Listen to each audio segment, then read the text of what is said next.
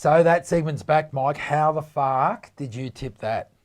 How good is it? It's good, and look, we've got the guru. We've got the guru, Tony Brassel. We've spoken to Tony Brassel. Yep. And yeah, look, what has he done? So basically, he's got punters out of a world of pain.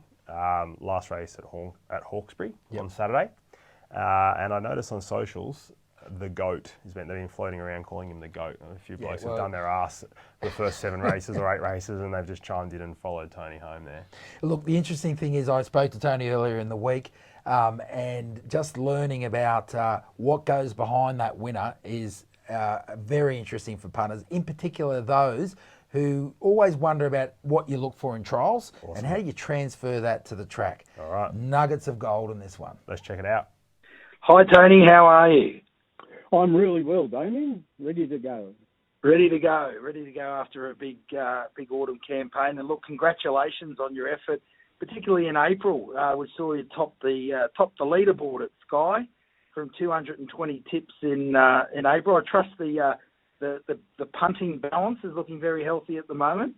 Yeah, well, it was okay. It wasn't overly flash. Just had a bit of work to do. I tend to not mix the punt with the work on Sky all that much. But as long as we can get some satisfied fans operating and keep them turning over the punting investments, it keeps me happy. Yeah, well, look, I think you've done a good job of keeping him happy, especially last Saturday. Apart from the overall effort, in particular in race 9, the lucky last of the day at Hawkesbury, Impasse, first up from a spell, and came off a campaign that I think most punters would be scared by. I think its best was the third in a Class 6 at Doomben, and after that, 4 lengths 6, 7 lengths 8 of 9, and 8 lengths 15 of 16. You tipped it at the scrumptious starting price of $34. I understand it was $50 plus before deductions. And punters are asking, Tony, how the Faaark did you tip that? Well, it was just there's no question about that. I suppose he hadn't won a race for over a year. But sometimes horses don't come up. I wouldn't say he was second rate last preparation. We're talking about the springtime. But he just didn't win. Went out after running 15th in a race at the Sunshine Coast. But I'd say he's probably been rejuvenated because he had a couple of trials at Randwick, both times hitting the line with a lot of gusto. You could tell the horse was thriving.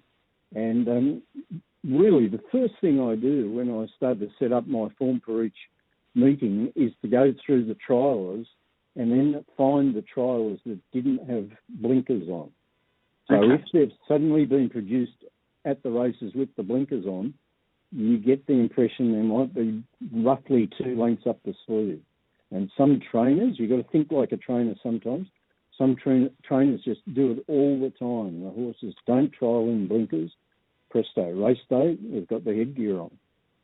Well, that's an outstanding insight. And, I mean, just roughly in terms of noting that particular let's call it a gear change from trial to start at least. I mean, what sort of success rate would that typically have in terms of, or I suppose at least in terms of improving by the lengths you're talking about? Yeah, well, I'd say it almost always improves the horse. So you've got to, sort of marry it up with how the horse has gone in the trial. And, if he's potted around running 7th with his ears ridden off and he's been beaten 5 or 6 lengths, you'd think, well, all right, tack on 2 lengths. He hasn't trialled all that flash. But if he's hit the line in the same way as Impasse did in both those trials, without the blinkers, you'd think, well, this is flying, this horse. He's entitled to a little bet when he's produced. If he's got the blinkers on, you don't know come race day whether or not the horse has got blinkers on until you go through the gear changes. Although some horses do always race in the blinkers. But if they've trialled well without the blinkers, just take note because, that gear change could be all the difference. It does show intent. I know it's a bit of a cliche, but it shows there's an intention perhaps of the horse being primed for something good. Look, that's a great insight for punters. How can punters learn about this?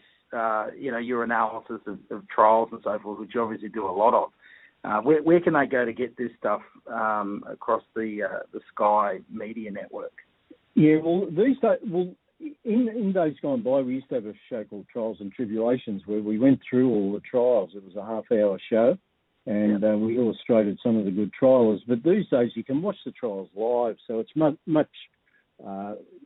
it's much more immediate, and it's just a great buzz for an owner that's never had a horse before, or even if you've already owned them, to watch the horse go around at the trials if you're stuck in an office or you're out working somewhere and you can just pick up your phone and watch your horse go around. It's just sensational, really. Yeah, different world to what it was 10, 12 years ago.